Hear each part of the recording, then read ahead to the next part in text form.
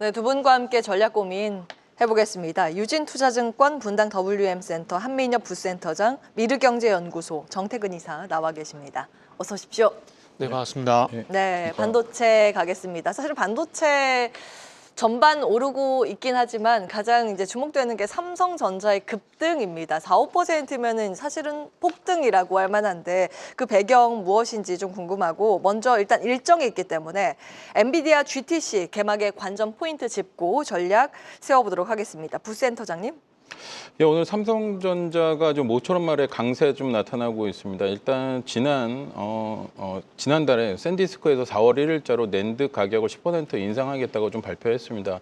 일단 모바일 수요 회복으로 따라서 반도체 수요가 회복함에 따라서 낸드 시장 쪽에 대한 가격 인상, 그다음에 재고 조정이 마무리됨에 따라서 2분기를 기점으로 낸드 시장에 대한 좀 긍정적인 시그널들이 시장에 좀 나타나고 있습니다. 이에 따라서 오늘 삼성전자가 좀 4% 넘는 좀 급등세가 좀 나타나는 걸로 좀 판단이 되고 있습니다. 그리고 엔비디아의 GTC 2025가 좀 예정이 돼 있습니다. 이 컨퍼런스에서는 로봇이나 자율주행 관련 AI 기술 관련한 시연들이 좀 나타날 수 있기 때문에 전반적인 AI 관련 산업에 대한 전반적인 투자 방향을 좀 탐색할 수 있다라고 보고 있습니다. 그래서 AI 성능 극대화 위주로 한 가속 컴퓨팅이나 그다음에 제조 공정의 효율성이 높은 로보틱스 관련한 AI 시뮬레이션, 그다음에 효율성이 높은 AI 메모리 칩에 관련된 그 AI 쪽, 그린 AI 쪽에 대한 시연들이 앞두고 있기 때문에 이러한 부분을 참고하시면 좋을 것 같고요. 그다음에 3월 20일에 양자의 날로 지정돼 있습니다. 그래서 양자 컴퓨팅 기술의 상용화 시기에 대한 좀 언급이 있을 걸로 보고 있고, 엔비디아의 기존의 GPU와 양자 컴퓨터의 통합 기술에 관련된 하이브리드 전반적인 생태계에 대한 전략이 지금 발표가 예정돼 있기 때문에 이러한 부분을 참고하시면서 AI 산업에 대한 발전 방향과 투자 방향성을 모색하시면 좋을 것 같습니다. 네. 양자의 날은 이번이 또 처음 개최하는 일정이기 때문에 관련 테마주들이 이제 주목을 받고 있습니다. 다만 이제 테마성 움직임에 주의하시면서 대응 전략 세우실 필요는 있겠고요. 반도체 계속 가겠습니다. 삼성전자는 굉장히 많이 올랐습니다. SK 하이닉스는 오늘 삼성전자에 비해서 그렇게 크게 주목받지 못하는 것 같은데, 이사님 이거 어떻게 해석을 하고 계세요? 네, 올해 들어와서는 아무래도 SK하이닉스보다는 삼성전자 쪽으로 관심이 좀 많이 쏠리는 것 같아요. 그리고 이제 삼성전자가 오늘 좀 부각이 된 이유는 일단 엔비디아 이슈가 좀 있다고 보시면 될 것 같습니다. 최근에 엔비디아가 삼성전자의 또 이제 천안 사업장을 방문했다는 뉴스가 좀 나왔는데, 또 그런 뉴스가 나오게 되면서 다들 잘 아시겠지만 또 HBM3에 대한 어떤 공급 가능성이 좀 고조가 되는 게 아닌가라고 좀 생각이 들고 있어요. 그리고 천안 사업장 같은 경우는 잘 아시다시피 현재 6세대 HBM4 있죠. 요 연결력까지 이제 투입이 된 것으로 확인이 되고 있는 상황들이기 때문에 선단 공정에서 또 삼성전자가 공급하지 않을까라는 그런 기대감들이 좀 반영이 되는 것 같습니다. 근데 저 개인적으로는 글쎄요, 삼성전자가 엔비디아 쪽으로 공급할 수 있을까? 물론 법령적으로는 현재 공급을 하고 있습니다. 그러나 첨단 공정 쪽으로는 공급이 가능할까라는 점은 아직까지 물음표가 제시될 수밖에 없는 상황들이거든요. 잘 아시다시피 삼성전자, 엔비디아, TSMC 삼각동맹이 완벽하게 구성이 된 상황들이기 때문에 이 사이를 좀 비집고 들어가는 것들은 좀 쉽지 않을까라고 생각을 하고 있습니다. 최종적으로는 그 호환성 문제 때문에 그렇게 생각을 하고 있는데, 그렇기 때문에 삼성전자 같은 경우는 아무래도 엔비디아 쪽보다는 브로드컴을 비롯된 ASIC 쪽으로 좀 방향을 만들어 간다라면 더 도움이 되지 않을까를 생각을 하고 있습니다. 물론 어쨌든 제 생각은 이렇고요.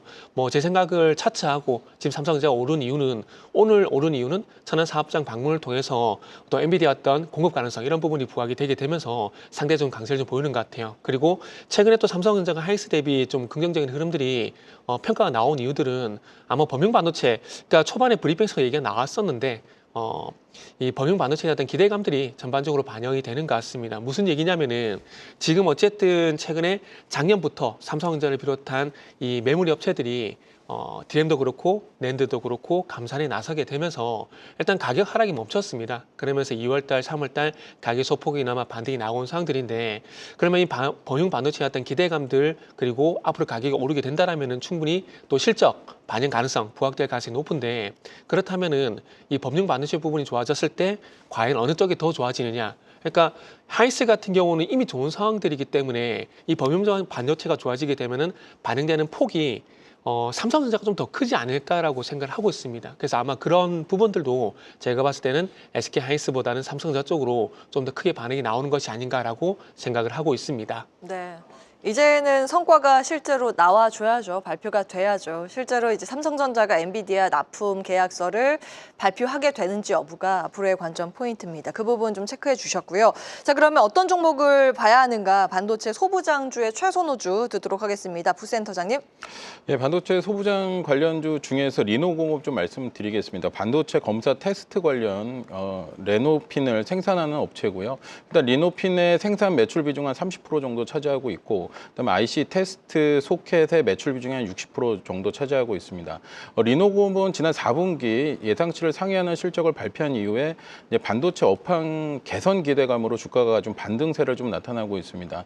일단 반도체 투자가 확대되고 업황이 개선됨에 따라서 일단 반도체 전반적인 수요에 대한 부분이 중요성이 좀 부각되고 있습니다. 그래서 검사 테스트 장비하는 업체에 대한 수요도 증가할 수 있기 때문에 리노공업은 지난 4분기를 기점으로 해서 올해는 좀 가시화되는 성장세를 나타날 수 있다라고 보고 있습니다. 그리고 중국의 이관신 정책으로 인해서 모바일 수요까지 좀 회복세를 나타나고 있기 때문에 반도체 업황이 좀 개선되는 시그널들이 지금 계속 나타나는 상황 속에서 리노공업의 전반적인 실적 모멘텀은 이어질 수 있다라고 보고 있습니다.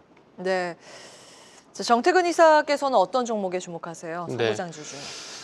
지금 분위기면은 아마 3A 로직스 같은 종목들이 좀 분위기가 나오지 않을까라고 생각했는데 일단은 그렇게 좀 작용이 되는 것 같아요. 지금 현재 3A 로직스 같은 경우에 10%가량 이제 급등이 좀 나오고 있는 상황들인데 일단은 결국 이제 GTC 때문에 엔비디아 이슈가 좀 반영이 될 수밖에 없을 것 같은데요. 이번에 GTC에서 소캠에 대한 언급이 있을지는 모르겠지만 어쨌든 앞으로 이 소캠이 또 엔비디아가 이끌어가는 이슈가 될 가능성이 상당히 높기 때문에 그런 관점에서 소캠 관련해 가지고 3A 로직스를 좀 말씀드릴 수 있을 것 같습니다. 일단은 잘 아시겠지만 소캠 같은 경우는 저전력 반도체 LPDDR5X 이게 좀 이슈가 되고 있지 않습니까? 그런데 잘 아시다시피 3A 로직스 같은 경우에는 LPDDR5X 그리고 5G, IoT 솔루션 관련돼 가지고 이제 이력이 있는 회사이기 때문에 아마 그런 연결고리 때문에 좀 주가 반응이 나오는 것이 아닌가 좀 볼 수 있을 것 같아요. 그리고 첫 번째 질문에서 말씀드렸었는데 아마 HBM 쪽 같은 경우는 엔비디아 들어가는 게 저는 개인적으로 쉽지 않을 거라고 봅니다. 물론 이건 선단 공정 기준입니다.